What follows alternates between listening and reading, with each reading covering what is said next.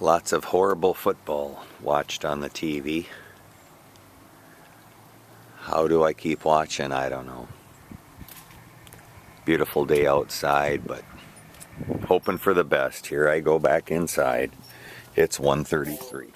Take care of it if you're the quarterback. In a rain game like this, if you're the Miami Dolphins, how aggressive can you get offensively, kind of taking some chances to get back into the football game? Yeah, I mean, I think you got to be careful. I mean, I think they're trying to roll the ball to two. He should be more comfortable going to his left, trying to go to his right and turn his body around. Yeah. I think if you look at this team, with a lot of the noise that came out of the locker room this whole week, this will be a big second half for this football team. They've shown a lot of fight to this point, but at this point in the game, at this point on the road against a team that's got one win, it'll be interesting to see how they respond at halftime to Mike McDaniel. And on the opposite side, if you're Cleveland, you can worry about that, right? You got to go put your foot on the throat and try and get them out of that out of that comfort zone. Yeah, and listen, if you're a player on the Dolphins, you understand where you are at this point in the season. Yeah. Listen, every single day, every single game, forget it, every single play is part of your resume, whether you are with the Dolphins or somewhere else moving forward. Not having seen Judkins that often, man, he can flat out ball. Bye, JB. Hey, the Verizon going to get out close Dolphins to the 30-yard line. With a return of 26 couple of seconds ago.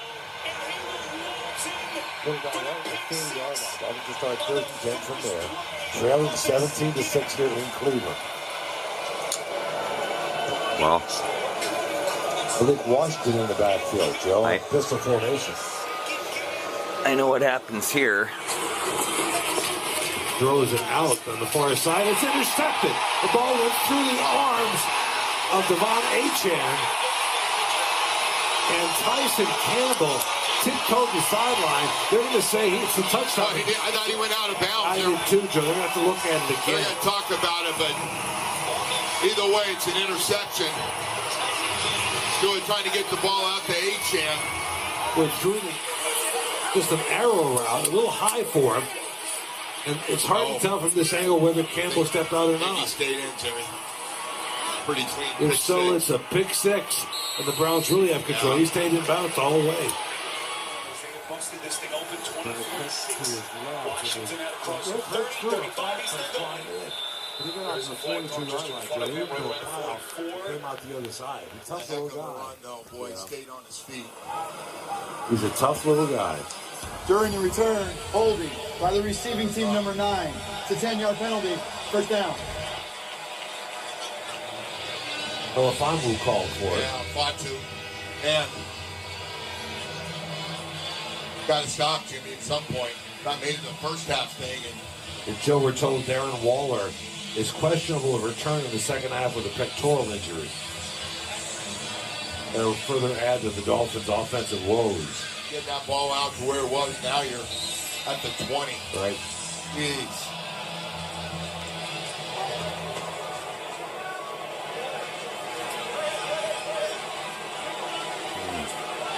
What makes me record this?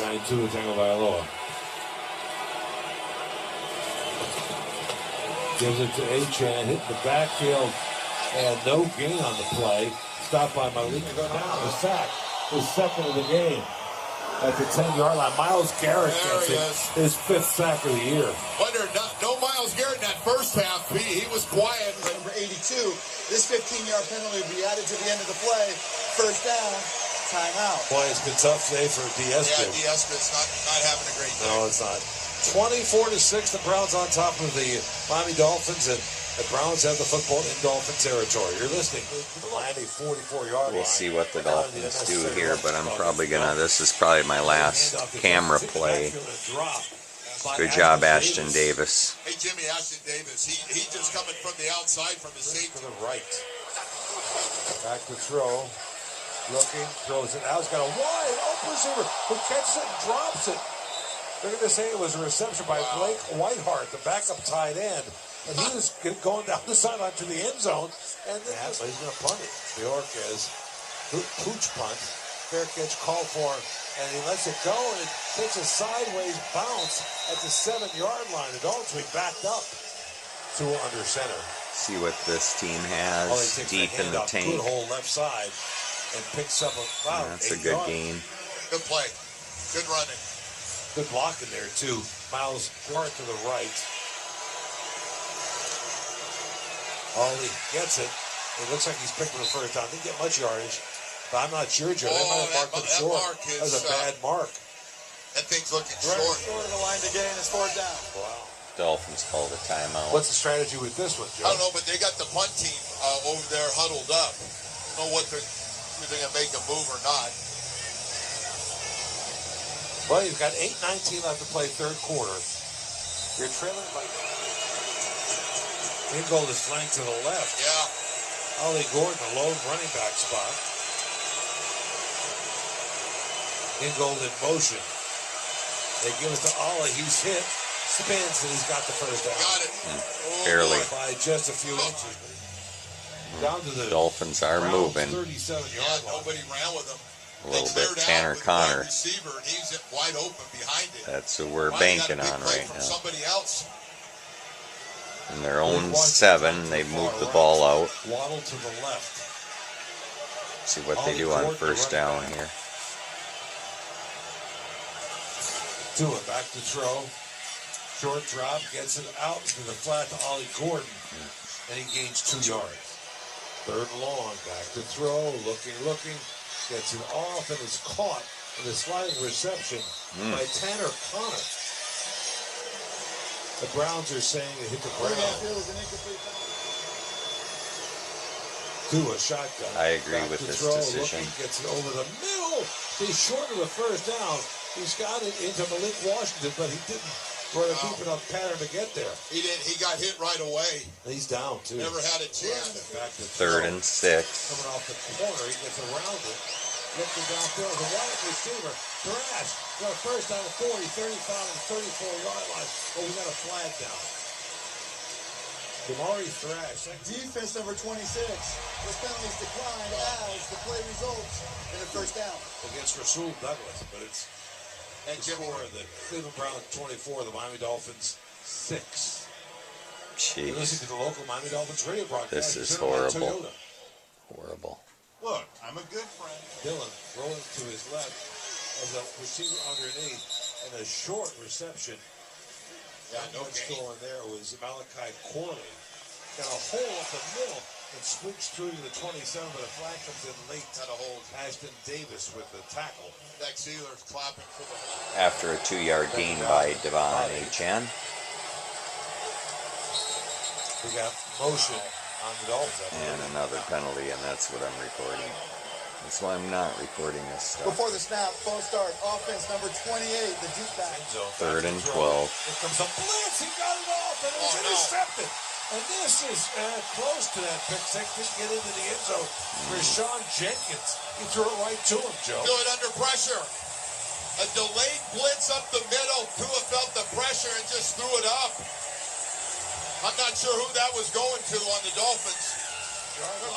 It looked like he was just going to throw it into the end zone, but some Dolphin came up and chopped him down.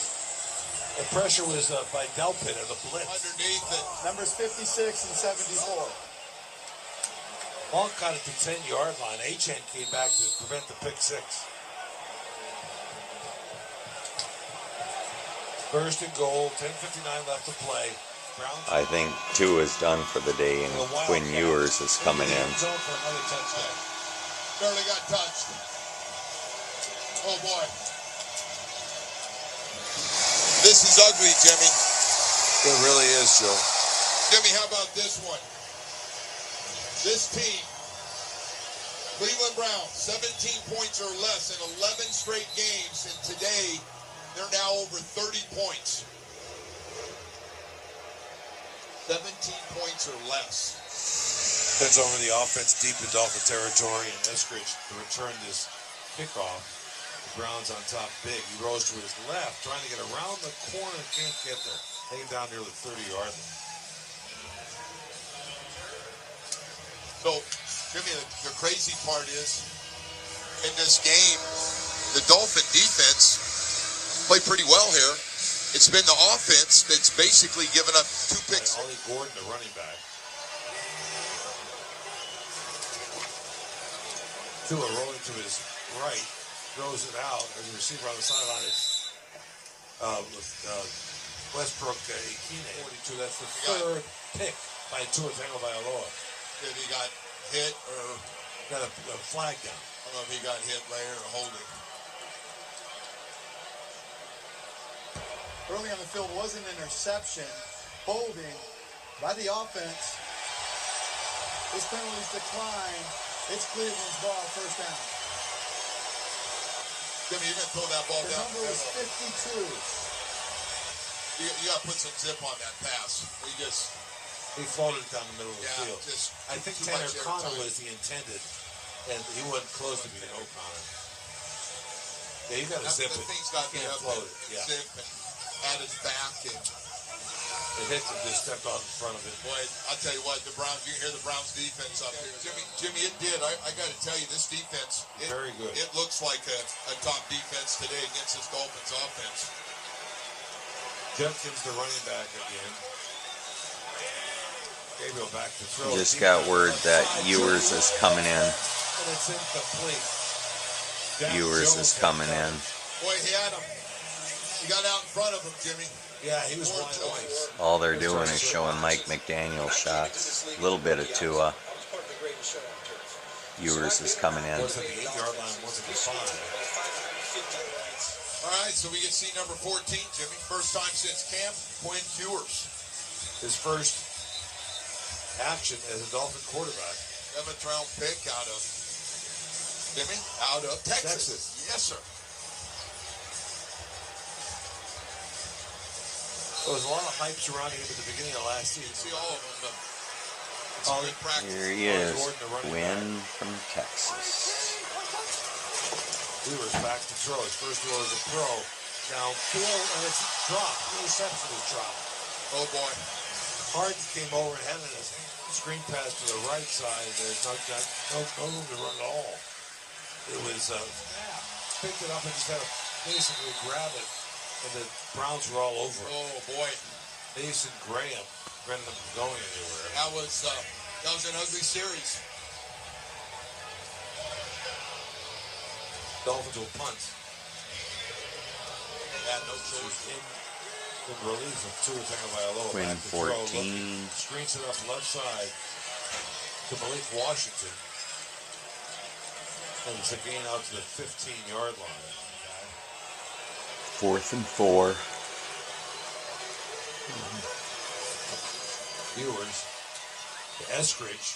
Eskridge got the first down. Got it. Yeah, first down. Ewers back to throw. Flips downfield left side, and it is caught along the sideline. That's Eskridge. That's Eskridge. What a great catch. That's a heck of a catch.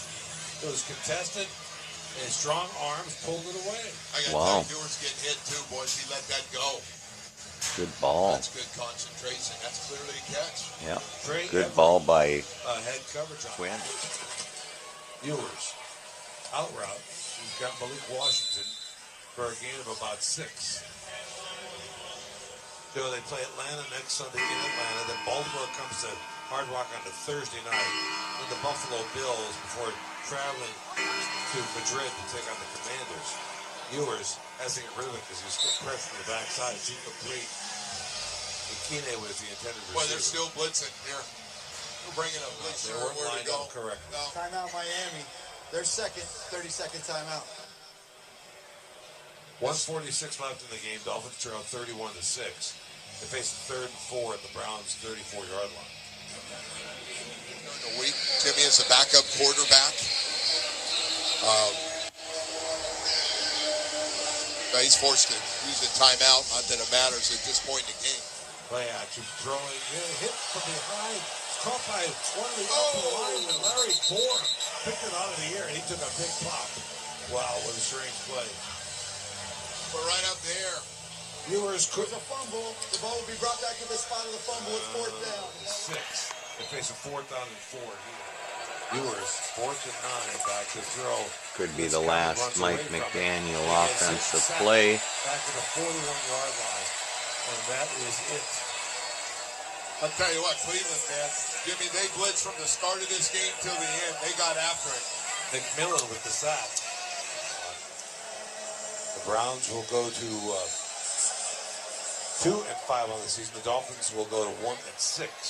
Take a knee, and that'll be it. Miami Dolphins fall to the Cleveland Browns. Final score, Cleveland 31, Miami Dolphins 6. Miami, as I said, now 1-6 on the season. They go to Atlanta next Sunday to take on the Falcons. The Browns go to 2-5. Our thanks to Will Altoff, our senior producer of the Miami Dolphins Radio Network. Our in-booth producer is Ricardo Guanche. Our outside engineer is Stephen J. Gray. Thanks as well to our technical director back in the Miami Dolphins Radio Network studios, Jeff Stepanenko. Coming up next, the Dolphins postgame live with Travis Winfield and Jermon Bushrod. So long, everybody. We're excited to start the season. I have high hopes for this team. Basketball is back. We're talking here with Anthony Edwards. Every time I get to step on the floor, I feel like it's my first game again. Wow, that was horrible. Horrible. Am I surprised? Nope.